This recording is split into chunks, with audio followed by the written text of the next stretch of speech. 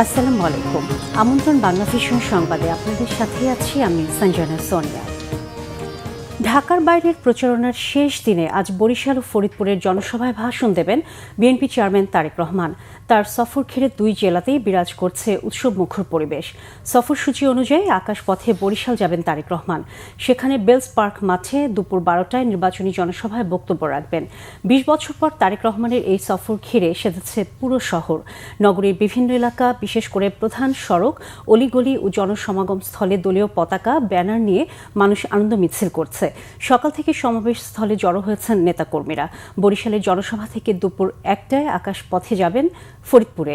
তারেক সেখানে রাজেন্দ্র কলেজ মাঠে নির্বাচনী জনসভায় যোগ দেবেন তিনি। দর্শক, বরিশাল বেলস পার্ক ময়দানে আছেন বিশেষ প্রতিনিধি সিকান্দার রেমান। আপনাদের সরাসরি নিয়ে যাচ্ছে সেখানে। রেমান, তারেক রহমান কখন জনসভায় পৌঁছাবেন, লোক সমাগম কেমন জানাবেন আমাদের। জি সোনিয়া, বেলা 12টার কিছু আগে বিএনপি চেয়ারম্যান তারেক রহমান হেলিকপ্টার যোগে ঢাকা থেকে বরিশালে এসে পৌঁছানোর কথা রয়েছে এবং তিনি এসে সরাসরি এই বেলস পার্ক মাঠে আসবেন। এর মধ্যে এই যে সমাবেশ স্থল, নির্বাচনী সমাবেশ, এই সমাবেশ স্থলে কিন্তু নেতাকর্মী সমর্থকরা এসে উপস্থিত হচ্ছেন। বিশেষ করে বিএনপি এবং বিএনপি জোট সমর্থিত যেসব প্রার্থীরা তারা কিন্তু মঞ্চে এসে পৌঁছেছেন। তারেক রহমান তাদেরকে পরিচয় করিয়ে দেবেন এবং বিএনপি জোটের পক্ষে তারেক রহমান ভোট চাইবেন এবং বরিশালবাসীর যে সমস্ত দাবি রয়েছে, দীর্ঘদিনের দাবি, সেই দাবির বিষয়ে বিএনপির সুচিন্তিত মতামত কিন্তু তারেক রহমান তুলে ধরবেন।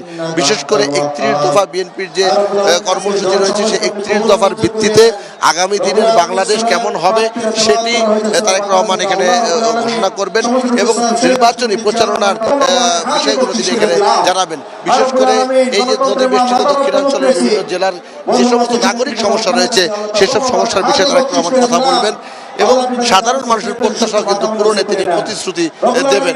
এবং এই যে জনসভা অল্প কিছুক্ষণের মধ্যে কিন্তু আনুষ্ঠানিকভাবে শুরু হবে এবং আমরা দেখতে পাচ্ছি আইন শৃঙ্খলা রক্ষাকারী বাহিনীর সদস্যরা তারেক রহমানের আগমনকে কেন্দ্র করে এই সমাবেশস্থল আশপাশে তারা কিন্তু অবস্থান নিয়েছে এবং নিশ্চিত নিরাপত্তা ব্যবস্থা তারা নিয়েছে এবং যে কোনো অনাকাঙ্ক্ষিত পরিস্থিতি এড়াতে আইন শৃঙ্খলা রক্ষাকারী বাহিনীর সদস্যরা কাজ করছে।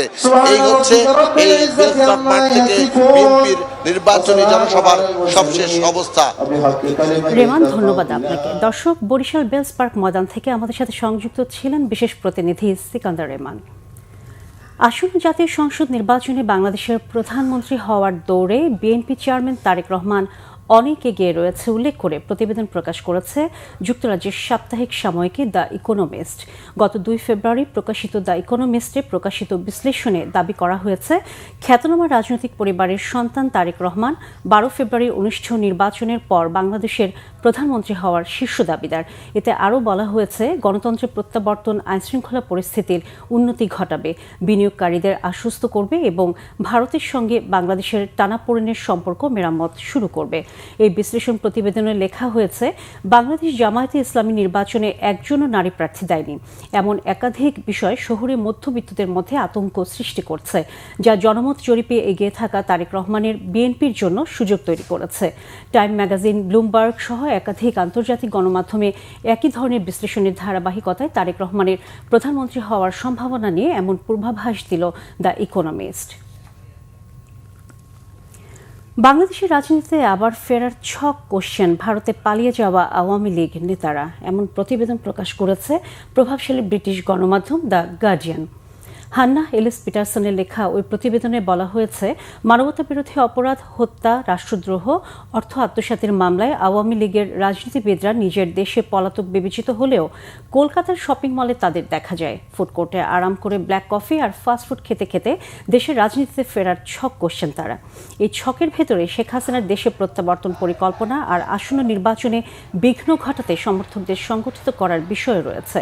দ্য গার্ডিয়ানের প্রতিবেদনে জুলাই গণ অভ্যুত্থান, তৎকালীন প্রধানমন্ত্রী হাসিনার দেশ ছেড়ে পালানো আর আওয়ামী লীগ নিষিদ্ধের প্রেক্ষাপট তুলে ধরা হয়েছে। এছাড়া দিল্লির সুরক্ষিত গোপন আস্তানায় থাকা হাসিনার তৎপরতার দিকেও আলোকপাত করা হয়েছে। বলা হয়েছে, ভবিষ্যতের সংগ্রামের জন্য দলকে প্রস্তুত করতে দিনের বড় একটা সময় বাংলাদেশে থাকা কর্মী সমর্থকদের সঙ্গে সভা ও ফোন আলাপে ব্যয় করেন তিনি। এসব কর্মকাণ্ড পরিচালিত হয় ভারত সরকারের সতর্ক নজরদারিতে। মব ভায়োলেন্সকে হাসিনা আমলের কর্মকাণ্ডের প্রতিশোধ উল্লেখ করে বৈধতা দেওয়ার বিষয়েও তুলে ধরা হয়েছে ওই প্রতিবেদনে।